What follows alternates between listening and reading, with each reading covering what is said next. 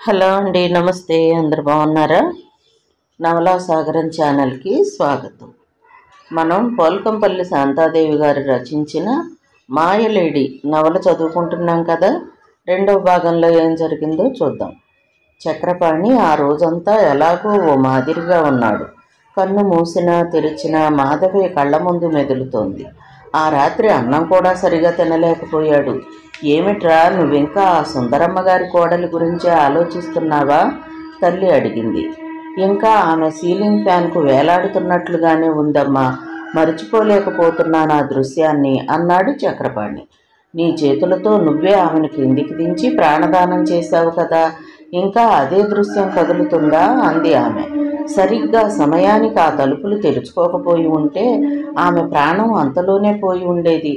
ఎంత అందమైన మనిషి, ఎలాంటి దుర్మరణం పొంది ఉండేది అన్నాడు. ఆ అమ్మాయికి ఇంకా ఆయుష్ ఉన్నప్పుడు ఆ తలుపులు తెరుచుకోకుండా ఎలా ఉంటాయి? ఆమెకు నీ చేతులతో ప్రాణం పోసే ఇది ఉన్నప్పుడు ఎలా చనిపోతుంది? పిచ్చి సన్నాసి, అంతా జరగాల్సింది జరిగింది. జరగని దాని గురించి ఆలోచించి మనసు పాడు చేసుకుంటావెందుకు? మోహన్ గారు అంత అందమైన భార్యను ప్రేమించడం లేదంటే ఆశ్చర్యం కలుగుతోంది. ఆయన లవ్వర్ చిత్రను కూడా చూశాను నేను. ఈమె కాలి గోటికి సరిపోదు. ఆ చిత్ర కారణంగానే ఆమె ఆత్మహత్య చేసుకోబోయిందని వాళ్ళింట్లో నౌకర్లు వాళ్ళు చెప్పుకుంటుంటే విన్నాను. గొప్ప గొప్ప గోత్రాలన్నీ ఇలాగే ఉంటాయిరా. వాళ్ళ నాన్నగారికి ఓ చిన్నుళ్ళు ఉండేదని చెప్పుకుంటారు. డబ్బు ఎక్కువైతే మదం ఎక్కువ అవుతుంది మరి. మాధవికి 5వ నెల హెల్త్ చెకప్ కోసమని డాక్టర్ గారింటికి వచ్చింది. ఇంట్లోనే ఆయన డిస్పెన్సరీ ఉంది. బీపీ చెకప్ చేసి ఇంజెక్షన్ ఇచ్చి తీసుకోవలసిన జాగ్రత్తలు చెప్పాడు డాక్టర్. వస్తాను డాక్టర్ గారు. బయటకు వచ్చి కారు ఎక్కుతుంటే ఎదురింట్లో నుండి చక్రపాణి వచ్చాడు. డాక్టర్ గారి దగ్గరకు వచ్చారా? స్నేహపూర్వకంగా పలకరించాడు. మీ ఇల్లు ఇదా అంది ఆశ్చర్యంగా. ఇదే, రండి మా ఇంటికి. మా అమ్మగారిని చెల్లెళ్ళని పరిచయం చేస్తాను అన్నాడు. అభ్యంతరం చెప్పకుండా అతనితో కలిసి ఇంట్లోకి వచ్చింది. చెల్లెళ్ళని తల్లిని పరిచయం చేశాడు చక్రపాణి. అన్నగారికి పెళ్ళయిందని, వదిన పుట్టింటికి వెళ్ళిందని చెప్పాడు. లలితమ్మ కాఫీ కలిపి తెచ్చింది. కొందనపు బొమ్మలా ఉన్నావు. ఆ దేవుడు ఎంత శ్రమ తీసుకుని మలిచాడో ఈ ప్రతిమని. ఇంతటి అందాన్ని చేజేతులా ఎలా నాశనం చేయాలనుకున్నావమ్మా? దేవుడిచ్చిన ఈ జీవితాన్ని అంతం చేసుకునే హక్కు నీకెక్కడిదే పిచ్చి తల్లి? ఎన్ని రోజులుగా పరిచయం ఉన్నదానిగా అంది లలితమ్మ. ఎంత అందముంటే ఏమిటి, కట్టుకున్నవాడిని ఆకట్టుకోలేకపోయాక? అది కొన్నాళ్ల మురిపం. అగ్నిసాక్షిగా కట్టుకున్నదే శాశ్వతం అని తెలిసే రోజు త్వరలోనే వస్తుంది అతనికి. అంతవరకు ఓపికతో నిరీక్షించు. నీ నిరీక్షణ ఏనాటికి వ్యర్థం కాదు అన్నదామె. మాధవి కూర్చున్న ఆ కాసేపట్లోనే వాళ్ల కుటుంబం గురించిన వివరాలు క్లుప్తంగా తెలుసుకుంది. లలితమ్మ సంగీతంలో చక్కని విదుషీమణి. పెద్ద పెద్ద వాళ్ల ఇళ్లల్లో పిల్లలకి సంగీత పాఠాలు చెబుతూ ఉంటుంది. ఆమె పిల్లలు నలుగురికి ఆమె సంగీతం కొద్దో గొప్పో అబ్బింది. ఒకప్పుడు బాగా బతికిన కుటుంబమే అయినా 5 ఏళ్ల క్రితం సంపాదించే భర్త హఠాత్తుగా హార్ట్అటాక్తో పోవడంతో ఇప్పుడు అంతంత మాత్రంగానే గడుస్తోంది. పెద్ద కొడుకు ఏదో ప్రైవేట్ జాబ్ చేస్తున్నాడు. చక్రపాణి ఎంఏ పాస్ అయి ప్రస్తుతం ఉద్యోగాన్వేషణలో ఉన్నాడు. ఖాళీగా ఉండడం ఎందుకని ప్రైవేట్గా ట్యూషన్స్ చెప్తూ ఉంటాడు. నేర్చుకోవాలన్న అభిలాష ఉన్న వాళ్ళకి సంగీత పాఠాలు కూడా చెప్తుంటాడు. ఆ కాసేపట్లోనే ఎంతో ఆత్మీయత ఏర్పడింది వారి పట్ల మాధవికి. ఇలా చెబుతున్నానని ఏమీ అనుకోకండి ఆంటీ. నాకు మనసు విప్పి చెప్పుకోవడానికి ఎవ్వరూ లేరు. నాకు అసలు ఇప్పుడే పెళ్లి చేసుకోవాలని లేదు. బాగా చదువుకోవాలని నా కోరిక. నా కోరిక తీరకుండానే మా వాళ్ళు బలవంతంగా నా పెళ్లి చేసేశారు. మా ఫ్రెండ్ పెళ్లిలో ఈయన చూశారంట నన్ను.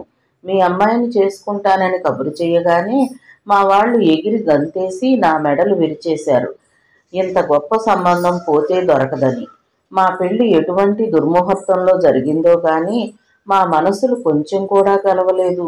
అసలు ఆయనకు ప్రేమించే గుణం లేదు. చాలా అహంభావి. అంత అహంభావం ఉన్నవాళ్ళు ఎవ్వరినీ ప్రేమించలేరు, తనని తాను తప్ప.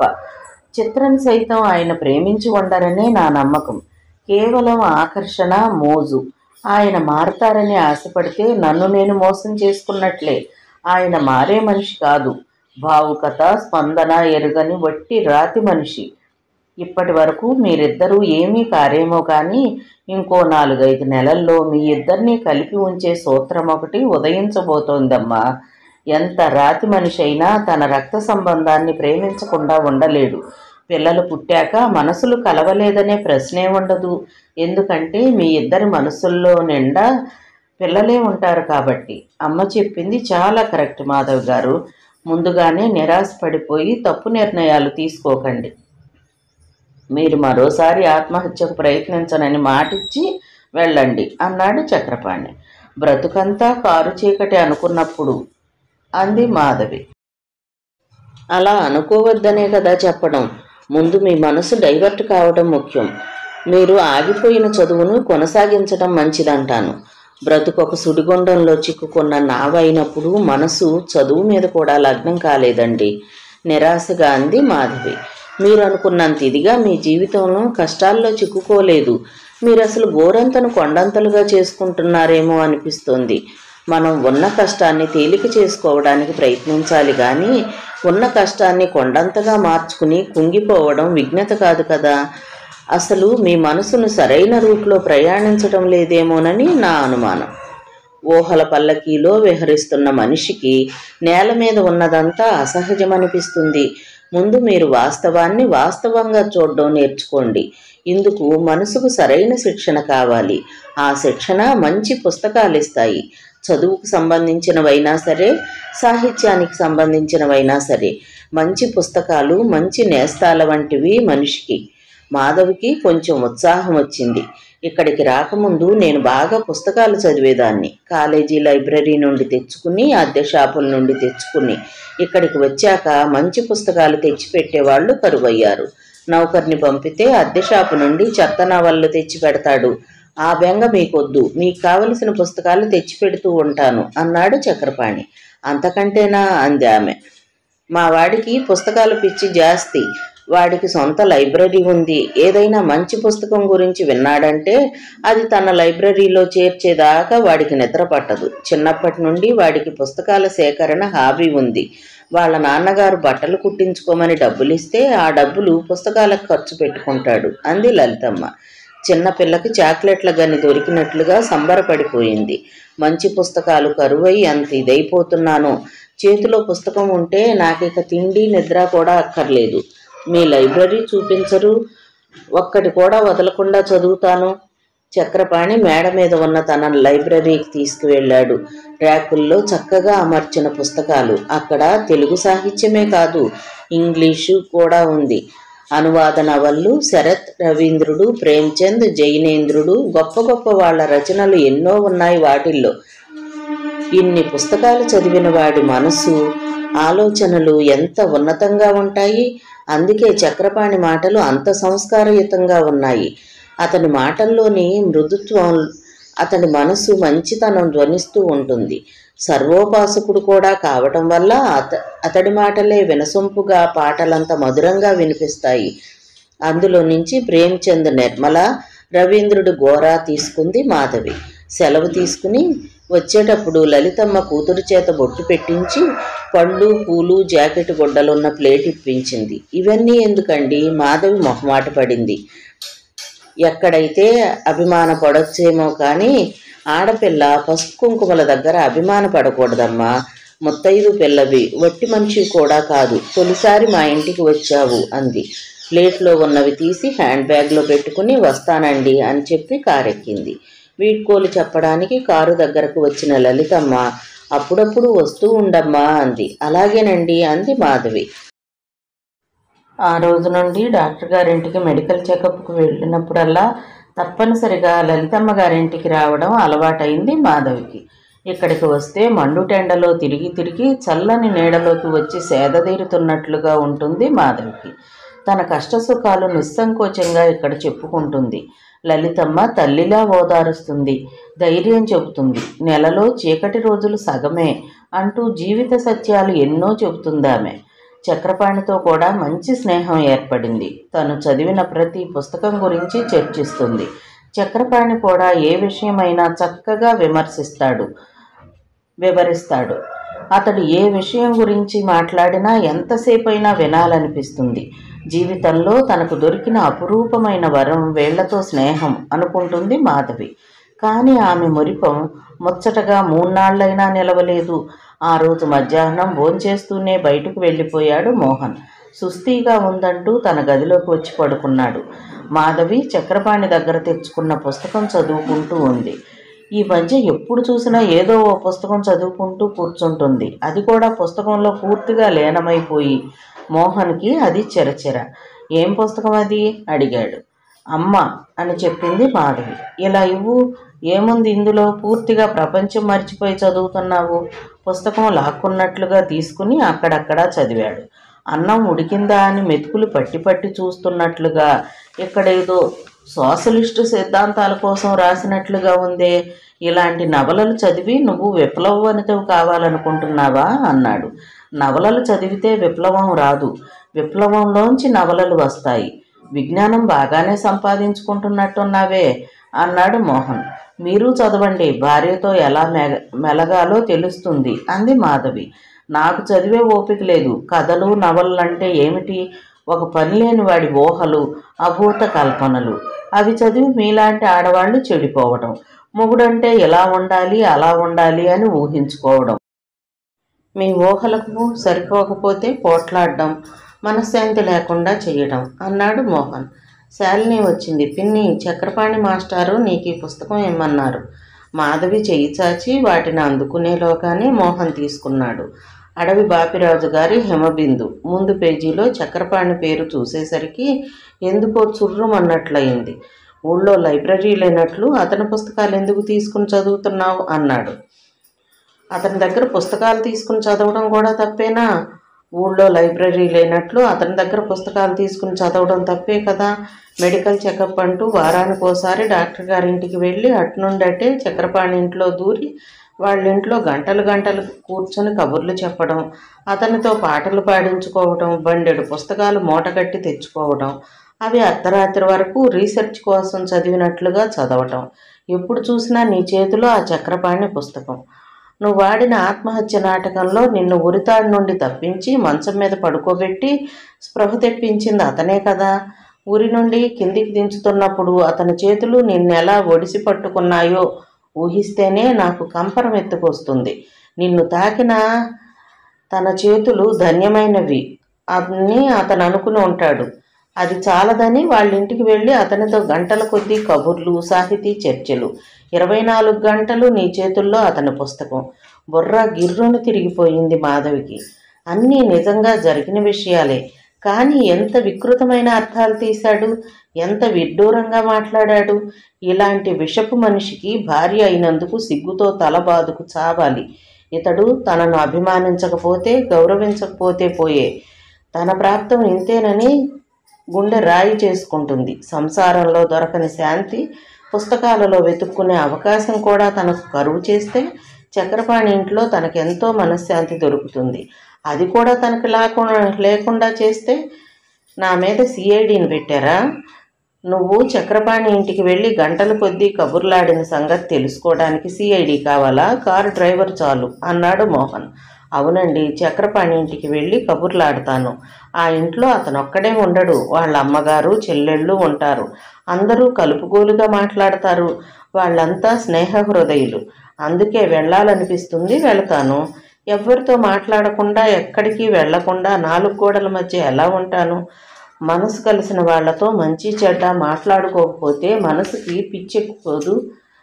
దీని మీద పెద్ద చర్చ వద్దు, నాకు ఇష్టం లేదు, వెళ్ళకు అంతే కరాఖండిగా చెప్పాడు మోహన్. అదేమిటి, మీకు ఇష్టం లేదని నాకు ఇష్టమైంది మానేయాలా అంది మాధవి. మానేయాలి. మీరు నన్ను బానిసగా కొన్నారా? భార్య అని చేసుకున్నారా? భార్య అంటే బానిస అనే అర్థం.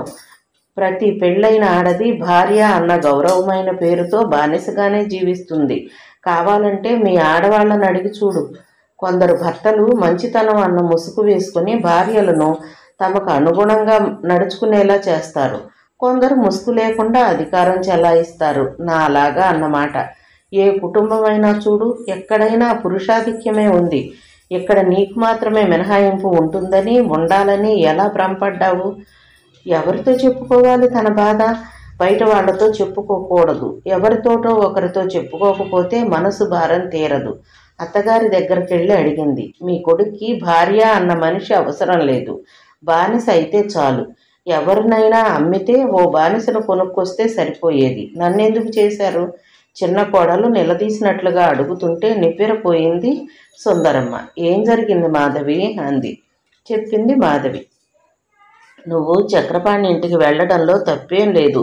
అతనితో మాట్లాడినంత మాత్రాన నువ్వేం మైలపడను లేదు. కానీ మోహన్కి నచ్చనప్పుడు మానేస్తే పోలా? ముందే మీ ఇద్దరి మధ్య సయోధ్య లేదు. అతనికి ఇష్టం లేని పని చేసి ఇంకా కలతలెందుకు పెంచుకోవడం? నీకు కావలసింది పుస్తకాలే కదా, అద్దెకిచ్చే షాపులున్నాయి, లైబ్రరీ కూడా ఉంది, తీసుకురావడానికి నౌకర్లున్నారు.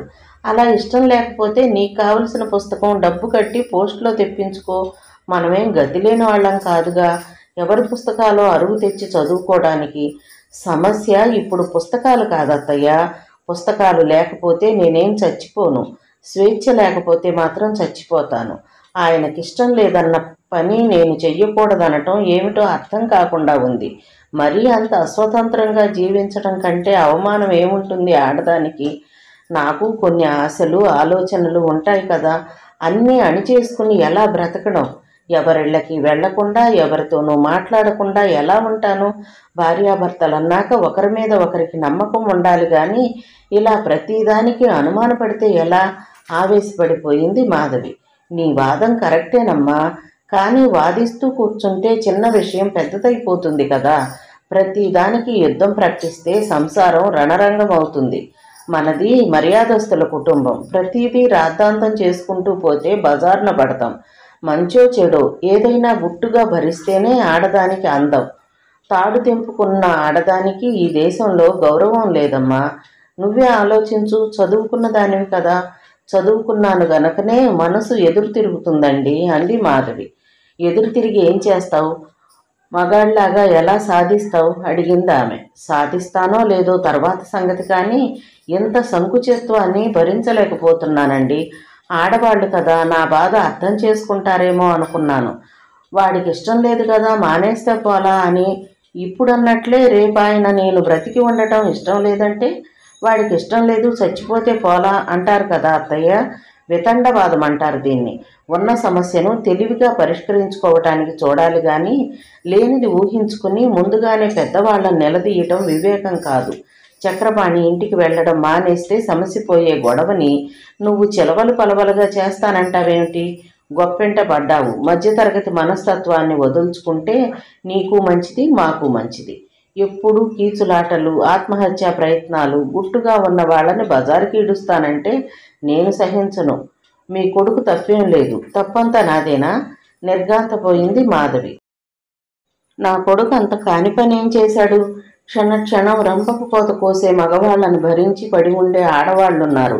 నరకం ఎక్కడో లేదు, ఇక్కడే ఉంది అన్నట్లుగా ప్రవర్తించే మగవాళ్లను భరించే ఆడవాళ్లు ఉన్నారు. సీసా లేనిదే నిద్ర లేవని వాళ్ళు, సిగరెట్లతో కాల్చేవాళ్ళు, తాగి వచ్చి తన్నేవాళ్ళు. అలాంటి దుర్మార్గుడు కాదుగా నా కొడుకు. వాడికున్న బలహీనత ఒక్కటే, చిత్ర. దాన్ని కూడా వదిలించుకోమని చెబుతూనే ఉన్నాను. తనకిష్టం లేని పని చెయ్యొద్దన్నంత మాత్రాన జీవితం జైలైపోయినట్లుగా, నువ్వు బానిసగా మారినట్లుగా ఫీల్ అయిపోవడం ఎందుకు? ఇప్పుడేం కొంపలంటుకుపోతున్నాయని ఈ గోల? అలిగి పుట్టింటికి వెళ్ళడాలు, ఆత్మహత్య చేసుకోవడాలు ఏమిటి ఇదంతా అసహ్యంగా? అరటిపండుకు సూదులు గుచ్చినట్లుగా మెత్తమెత్తగా చివాట్లు పెట్టింది అత్తగారు. నెత్తురు చుక్క లేనట్లుగా తెల్లగా పాలిపోయింది మాధవి ముఖం. ఆడదానికి ఆడదే శత్రువని ఊరికే అనలేదన్నమాట. ఎలాగా ఈ అవమానాన్ని దిగమింగుకోవటం? పుట్టింటి తలుపులేమో మూసుకుపోయాయి. అత్తింట చుట్టుముట్టిన పెనుమంటల మధ్య నిస్సహాయంగా నిలబడినట్లుగా ఉంది. ఎవరితో చెప్పుకొని ఈ మనసు భారం తీర్చుకునేటట్టు లేదు. పెద్దింటి కోడలు కాబట్టి గుట్టుగా గుండెల్లోనే దాచుకుని రగిలిపోవాలి. ఈ 20వ శతాబ్దం ఆడది కూడా సతీ సుమతికి, సతీ సీతకి వారసురాలు కావాలంటే ఎలా? పడక మీద బెట్టు చేస్తావట. వాడింకా ఆ చిత్రకు చేరువై నీ ముఖం చూడకుండా కావడానికా? బిడ్డ తల్లివి కాబోతున్నావు. మగణ్ణి కొంగును కట్టుకునే సూత్రమేదో ఇప్పటికైనా తెలుసుకోకపోతే ఎలా? అంది సుందరమ్మ. వారం రోజులు గడిచిపోయాయి. పిన్ని, చక్రపాణి మాస్టారు పిలుస్తున్నారు. శాలిని పిలిచినప్పుడు మోహన్ గదిలోనే ఉన్నాడు. వెళ్ళటమా మానటమా అన్న సందిగ్ధంలో ఒక్క నిమిషం ఊరుకుంది మాధవి. ఈయనకి బెదరటం మొదలు పెడితే ఇక అన్నింటికీ అడుగడుగునా బెదిరిస్తూనే ఉంటాడు. ఇక వేసే ప్రతి అడుగు గుండె పిడికిట్లో పెట్టుకుని వేయాలి. మోహన్ కూడా ఆమె ముఖంలోకి చురుగ్గా చూస్తున్నాడు. ఆమె ఆలోచనలు స్పష్టంగా చదవటానికా అన్నట్లు. చివరికి మాధవి మొండి ధైర్యంతో కిందికి వెళ్ళిపోయింది. ఈరోజు పోస్టులో కొత్త పుస్తకాలు వచ్చాయి మాధవి గారు, మీరు చదువుతారని 2 తెచ్చాను. ఏం పుస్తకాలు అంటూ చేతిలోకి తీసుకుని ఆసక్తిగా చూడసాగింది మాధవి. మీరు పిల్లలకి పాఠాలు చెప్పడానికి వస్తున్నారా, లేకపోతే ఇంట్లో ఆడవాళ్లకి పుస్తకాలు సప్లై చేయడానికి వస్తున్నారా? మేఘాలు లేకుండా ఉరుము ఉరిమినట్లుగా వినపడింది మోహన్ కంఠం. చక్రపాణి మొహం అప్పటికే నెత్తురు చుక్కలేనట్లుగా తెల్లగా పాలిపోయింది. మాధవి గారికి ఇంట్రెస్ట్ కదా అని తడబడుతూ అన్నాడు. చేపకి ఎరవేసినట్లుగా ఆమెకు పుస్తకాలిచ్చి కాకా పడుతున్నారన్నమాట. మా మధ్య ఉన్న మనస్పర్ధల్ని నువ్వు చాలా తెలివిగా నీకనుగుణంగా మార్చుకుంటున్నావన్నమాట అన్నాడు మోహన్. సార్, మీరు ఏదేదో మాట్లాడుతున్నారు, నాకు అర్థం కావటం లేదు అన్నాడు చక్రపాణి. నోట్లో వేలు పెడితే కొరకలేని పాపాయివి కాదు, అర్థం కాదు. మోహన్ చేసిన వెటకారానికి బుర్ర గిర్రున తిరిగిపోయింది చక్రపాణికి. మాధవి ఉరి వేసుకున్నప్పుడు నువ్వే కదా ఆమెను కాపాడింది. శ్రమకు తగిన ఫలితం ఎలా దక్కాలనుకుంటున్నట్లున్నావు. కానీ గుర్తుంచుకో, నువ్వు మళ్ళీ ఈ ఇంటి ఛాయల్లో కనిపించావంటే నీ కాళ్ళు విరగ్గొడతాను. గెట్ అవుట్ అన్నాడు. మోహన్ గారు, మీరు చాలా అపార్థం చేసుకున్నారు. మాధవి గారి పట్ల నాకు అటువంటి భావం ఏనాడూ లేదు అన్నాడు చక్రపాణి. ఆమెలో తల్లిని చెల్లిని చూస్తున్నానని చెబుతామనుకుంటున్నావేమో. ఏ మగాడికి పరాయి ఆడదాన్ని చూస్తే ఆ భావం కలగదు. ఇవన్నీ పైకి తొడుక్కునే సంస్కారపు ముసుగులే. నన్ను ఎన్ని మాటలన్నా పర్వాలేదు, నా కారణంగా ఆమె మీద నిందపడుతుందనే నా బాధ. సంస్కారం లేని మీకు పరాయి ఆడదాన్ని చూస్తే అలాంటి ఆలోచనలే వస్తాయి కాబోలు. ఇక అందరికీ అలాంటి ఆలోచనలే వస్తాయనుకుంటున్నారు. నిజమేమిటో మీకు ఏనాటికైనా తెలుస్తుంది. అప్పుడు పశ్చాత్తాపడినా విరుగున మనసులు అతకవు. షటప్. నా ఇంట్లో చిచ్చు పెడుతూ నాకే నీతులు చెబుతావా? మోహన్ పట్టరాని ఆగ్రహంతో కొట్టడానికి అతని పైకి ఉరికాడు. తల్లి వదిన వచ్చి అతన్ని పట్టుకుని వెనక్కి లాగారు. ఏమిటి ఈ ఆవేశం? ఇష్టం లేకుంటే ఇంటికి రావద్దని చెబితే సరిపోతుంది కదా. చిన్నదొరసాని ఇంట్లోంచి వెళ్ళిపోయారమ్మా, మంగ అరిచినట్లుగా చెప్పింది. అందరూ ఉలిక్కి పడ్డారు. ఎక్కడికి వెళ్ళింది? ఏమో, ఇంట్లోంచి పరిగెత్తినట్లుగా వెళ్ళిపోయింది. పోయాక చెబుతావా, పోకుండా పట్టుకోక. మోహన్ బయటికి పరిగెత్తాడు. మాధవి కనిపించలేదు. నరికి పోగులు పెడతానేమనుకుందో. సిగ్గు శరం వదిలి బజార్న పడుతుందా? ఆగ్రహంతో చిందులు వేస్తూనే ఇంటి ముందున్న కారెక్కి స్టార్ట్ చేసి స్పీడ్గా పోనిచ్చాడు. చక్రపాణి అవమాన భారంతో తలదించుకుని నడుస్తున్నాడు రోడ్డు మీద. చక్రపాణి, ఒక్క నిమిషం అంటూ దారిలో ఆపాడొక స్నేహితుడు. మోహన్ గారి భార్య అలా పరిగెడుతుందేమిటి? ఎటు వెళ్ళింది? అదుగో అటు వెళ్ళింది. ఆమె వెళ్ళిన దిశగా చేయి చూపించాడు. ఎక్కడికి వెళుతుంది మాధవి? పుట్టింటి తలుపులు మూసేశారని బాధపడేది పుట్టింటికి వెళ్ళదు. ఎటూ దారి కనిపించక మళ్ళీ ఆత్మహత్యకు తలపడితే ఆశ్చర్యం లేదు అనుకుంటూ కంగారుగా మాధవి కోసం బయలుదేరాడు చక్రపాణి. వీధి మలుపులో కనిపించింది మాధవి. పరిగెత్తడం మొదలుపెట్టాడు చక్రపాణి. ఆమెను చేరుకునేలోగా రిక్షా ఎక్కింది. చక్రపాణి కూడా మరో రిక్షా ఎక్కాడు. రైల్వే స్టేషన్ ముందు దిగింది మాధవి. డబ్బులిచ్చేసి స్టేషన్ లోపలికి వెళుతుంటే చక్రపాణి రిక్షా దిగాడు. రిక్షాకి డబ్బులిచ్చి ప్లాట్ఫామ్ మీదకి వెళ్ళేసరికి మాధవి రైలు పట్టాల మీదకు పరుగు తీస్తూ కనిపించింది. పరిగెత్తి ఆమె చేతిని పట్టుకున్నాడు చక్రపాణి. రైలు కింద పడి చావాలనా? ఇంత జరిగాక కూడా మీరు నా చెయ్యి పట్టుకుని మృత్యుముఖం నుండి బయటికి తీసుకురావాలని ప్రయత్నిస్తున్నారా? వదలండి చెయ్యి. ఇంకా ఇంకా అవమానాలు భరించే శక్తి నాకు లేదు. ఇంతేకాదు, ఎంత అవమానం జరిగినా మిమ్మల్ని విడిచిపెట్టను అన్నాడు చక్రపాణి. ఇదే మాట మీద నిలబడతానంటే నేను ఈ రైలు పెట్టాల మీద నుండి వస్తాను, లేదంటే నా దారిని నన్ను వదలండి మొండిగా అంది మాధవి. నేను మాట తప్పే మనిషిని కాదు. తన కుడి చెయ్యి పట్టుకున్న అతని చేతి మీద తన ఎడమ చెయ్యి వేసి నొక్కింది. ఈ క్షణం నుండి నేను మోహన్ భార్యను కాదు, మీ భార్యను. ఇదే మన పాణిగ్రహణం. ఈ క్షణం నుండి చావైనా బతుకైనా మీతోడిదే. అలా ఒప్పుకుంటేనే నేను మీ మాటకు కట్టుబడతాను, లేదంటే నా దారిని నన్ను వదలండి అంది. హఠాత్తుగా మిన్ను విరిగి మీద పడినట్లు నిశ్చేష్టుడయ్యాడు చక్రపాణి. బొత్తిగా అతడు ఏమాత్రం ఊహించని పరిణామం ఇది. ఆవేశంలో ఏం మాట్లాడుతున్నారో తెలియడం లేదు మీకు. ఇది ఎలా జరుగుతుంది? నిజమే, జరగదు. మీరు పురుషులే కదా, పరాయి వాడి భార్యను ఎలా ఏలుకుంటారు? అది 9 నెలల కడుపుతో ఉన్నదాన్ని. పైగా సత్పురుషులు. పరాయి స్త్రీ మీద అటువంటి అభిప్రాయాన్ని కలలో కూడా రానివ్వరు అంది మాధవి. ఇది జీవితం మాధవి గారు. ఈ రైలు పట్టాల మీదే పరిష్కారమయ్యే సమస్య కాదు మీది. ఆలోచించి నిర్ణయం తీసుకోవాలి.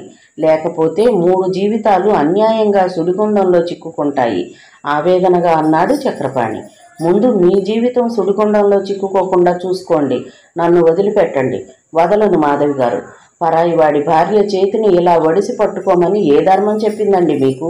మీరు ఎన్ని మాటలైనా ఈటలైనా విసరండి. మిమ్మల్ని రైలు చక్రాల కింద తల పెట్టనివ్వను.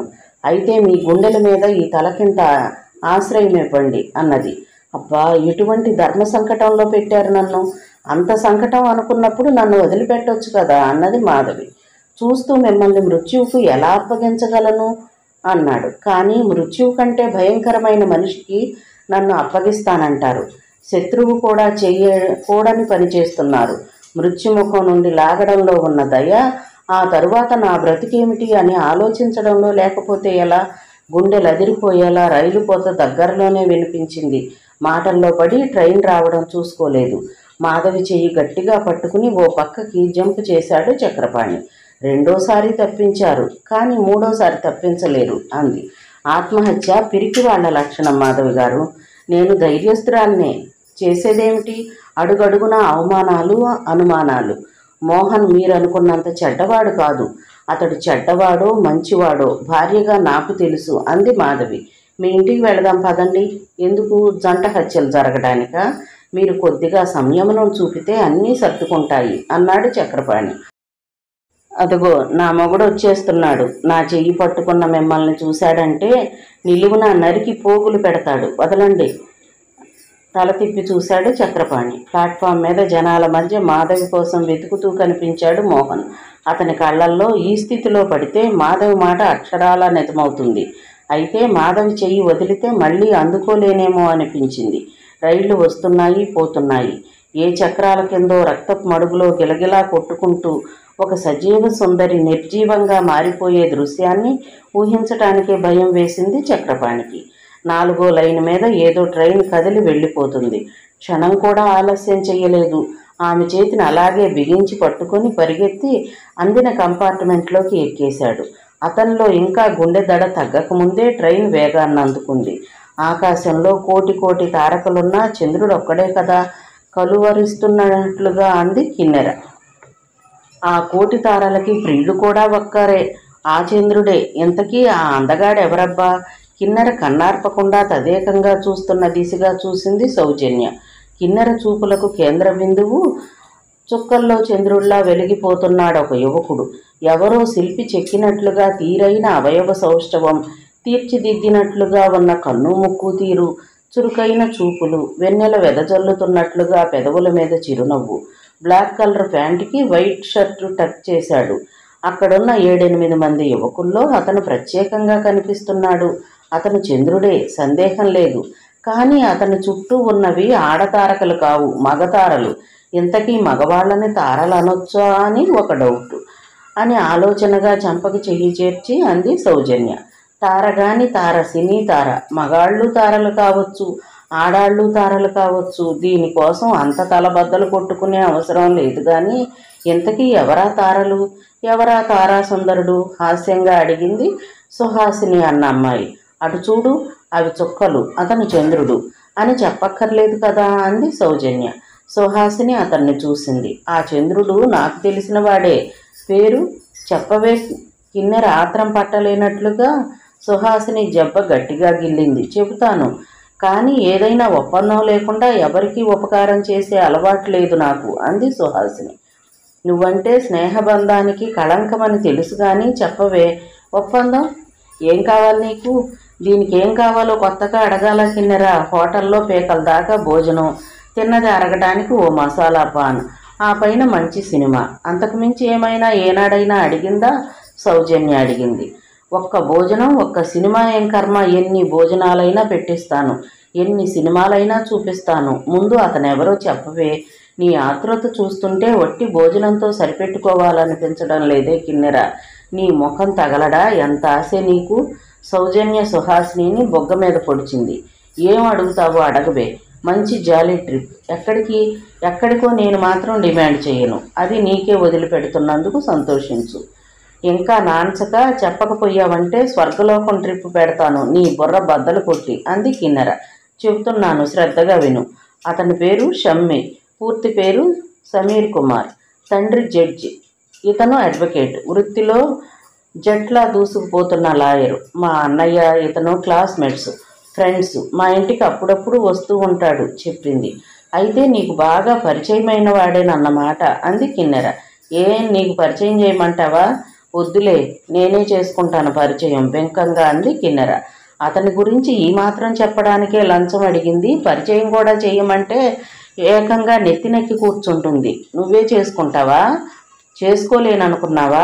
నువ్వు తలుచుకుంటే ఏదైనా సాధిస్తావని తెలుసు, కానీ ఎలా చేసుకుంటావో చెప్పవే అడిగింది. చూడు మరి, లే మరి, కాస్త ఆగు, దేనికైనా టైం అనేది వస్తుంది అంటూ వాచి చూసుకుంది కిన్నెర. ఈ పెళ్లి కొడుకు పెళ్లి కూతురు ఇంకా ఊడిపడరేంటబ్బా? రిసెప్షన్ కంటే ముందు శోభనం పెట్టుకున్నారేమో ఏమో కర్మ. కిన్నెర వేసిన జోక్కి చుట్టూ ఉన్న అమ్మాయిలంతా పక్కుమన్నారు. అటువైపు ఉన్న మగవాళ్ళు తలలన్నీ ఇటు తిరిగాయి. ఏమిటో అంత నవ్వు? మా అన్నకు కొంచెం పంచితే బాగుండేది, సురేంద్ర అన్న యువకుడు అన్నాడు. వెళ్ళి వాళ్ళ పక్కన కూర్చుంటే పంచుతారు, హరీష్ అంటున్నాడు. అందమైన అమ్మాయిలు, వాళ్ళ అలంకరణలు, నవ్వులు లేకపోతే ఫంక్షన్లకి అందమే ఉండదు అన్నాడొక శృంగార ప్రియుడు. పింక్ కలర్ గీతాంజలి డ్రెస్సులో ఉన్న అమ్మాయిని చూశారా? కోళ్ల సత్యం గారి కూతురు. కిన్నెర ఎంఏ చేసి డాక్టరేట్ కోసం రీసెర్చ్ చేస్తుందని విన్నాను. ఆ పిల్ల నాకు తెలుసు. తలుకు బెళుకులకే టైం చాలదు, రీసెర్చ్ ఏం చేస్తుందబ్బా? చాలామంది ప్రొఫెసర్స్ ఈ తలుకు బెళుకులకే డాక్టరేట్ ఇస్తారని విన్నాను. ఆడపిల్లల అందాలకు మార్కులు వేయటం ప్రొఫెసర్లందరూ చెయ్యరు. చాలా అరుదుగా ఎక్కడో ఉంటారు లూజ్ క్యారెక్టర్స్. అందమైన అమ్మాయిని చూస్తే చాలు స్క్రూ లూజ్ అదే అయిపోతుంది. అవకాశం రానంత వరకే, వస్తే ఎవ్వరూ వదులుకోరు. ఒక్కసారి ఆ యువతీ బృందం కేసి చూసి తల తిప్పుకొని ఇక ఆడపిల్లల గోల వదిలేసి ఇంకేమైనా మంచి విషయాలు మాట్లాడండి. చాటుగానైనా ఎవరి గురించి చెడ్డగా అనుకోకూడదు. ఆ అనుకోవడం మన వ్యక్తిత్వాన్ని నిర్ణయిస్తుందని మరవకూడదు. చాటుగా అయినా సరే నీట్గా ఉండాలనేది నా ప్రిన్సిపల్ అన్నాడు షమ్మి. అబ్బా, అపర ప్రవరాఖ్యుడు. ప్రవరాఖ్యుడినే. నా మనసు ఇంతవరకు ఎక్కడా పారేసుకోలేదు అన్నాడు. మనసా వాచా బ్రహ్మచారి అన్నమాట కాదు, ఉన్నమాట. అస్ఖలిత బ్రహ్మచారి అన్నమాట. అలా అయితే చాలా డేంజర్ అన్నాడు ఫ్రెండు. డేంజరా అన్నాడు షమ్మి. అస్ఖలిత బ్రహ్మచారి అంటే నిండిన చెరువులాంటి వాడివన్నమాట. ఏ క్షణంలో ఎక్కడ గండి పడతావో, ఎవరిని ముంచుతావో తెలియదు. నాకున్న గట్టు గట్టిది, నీకు అలాంటి భయమేం అక్కర్లేదు అన్నాడు షమ్మి. నాగార్జున సిమెంట జన్మ సంస్కారం కొంత, చదువు సంఖ్యలిచ్చిన సంస్కారం కొంత. వసంతోత్సవం జరుగుతుంటే కాషాయం కట్టుకున్నట్లుగా ఏంట్రా నీ మడికట్టు మాటలు? ఎలాగూ కోరిన ఆడదల్లా దక్కదు. పరువు మర్యాద సమాజం ఎన్నో అడ్డు మనిషికి. కనీసం మాటల్లోనైనా ఆ దొగ్ధ తీర్చుకోకుండా మడికట్టుకోవడం ఎలా? భాయ్, కాస్త సరదాగా మాట్లాడు. అనుకున్నంత మాత్రాన ఎవరిని రేప్ చేసినట్లు కాదు. పైగా టానిక్లా మనసుకు ఉత్సాహాన్ని ఇస్తుంది. దాన్నే నోరు రంకు అంటారు. భగవంతుడా, ఈ తల తీసుకెళ్ళి దేనికైనా బాదుకుని చావాలనిపిస్తుంది. ఈ సన్యాసి మనకెక్కడ స్నేహితుడిగా జతపడ్డాడ్రా? తల 2 చేతులతో పట్టుకొని అతడు అభినయించిన తీరుకు షమ్మీతో సహా అందరూ ఫెళ్ళున నవ్వారు. షమ్మీ వాచి చూసుకున్నాడు. పెళ్లి కూతురు పెళ్లి కొడుకు త్వరగా బయటకు వస్తే బాగుండును. ప్రజెంటేషన్స్ అందజేసి వెళ్ళిపోవచ్చు.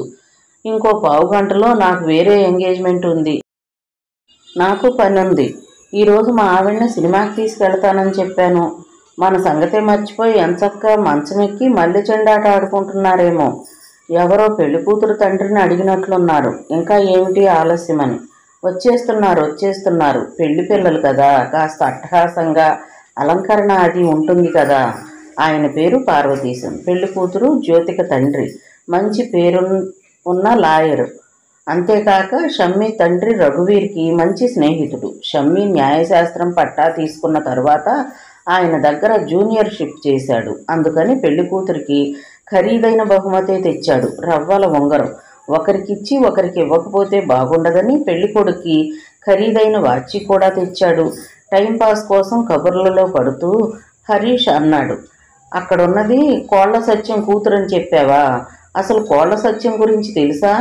ఆయన ఒక దాదా అని విన్నానులే. దాదానే, బ్యాక్గ్రౌండ్ తెలుసా? దాదాలకి బ్యాక్గ్రౌండ్ ఏముంటుంది వేరే, గోండాగిరి తప్పితే.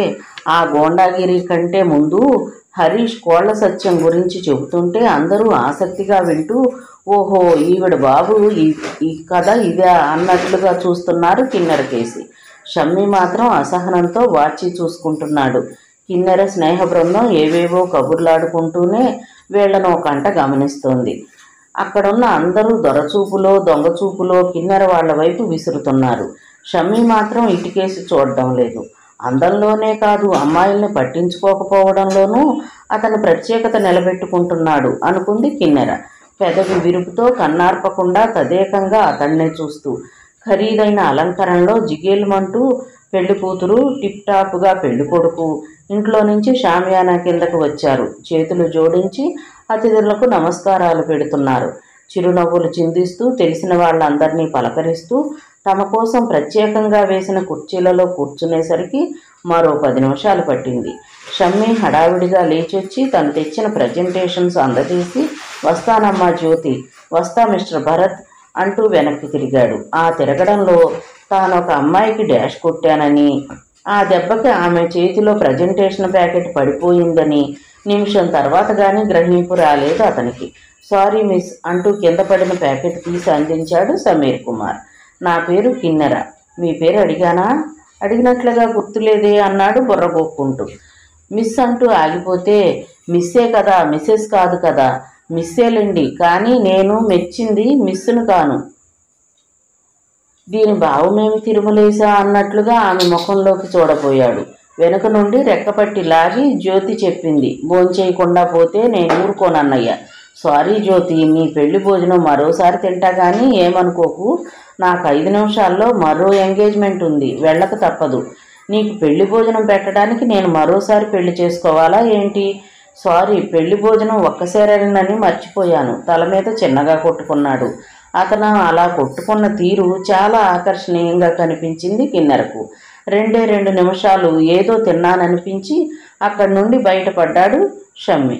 మిగతా కథ తరువాతి భాగంలో చూద్దామండి. కథ విన్నందుకు ధన్యవాదాలు. ఈ నవల మీకు నచ్చితే ఒక లైక్ చేయండి, షేర్ చేయండి, మా ఛానల్ని సబ్స్క్రైబ్ చేసుకోండి, మమ్మల్ని సపోర్ట్ చేయండి.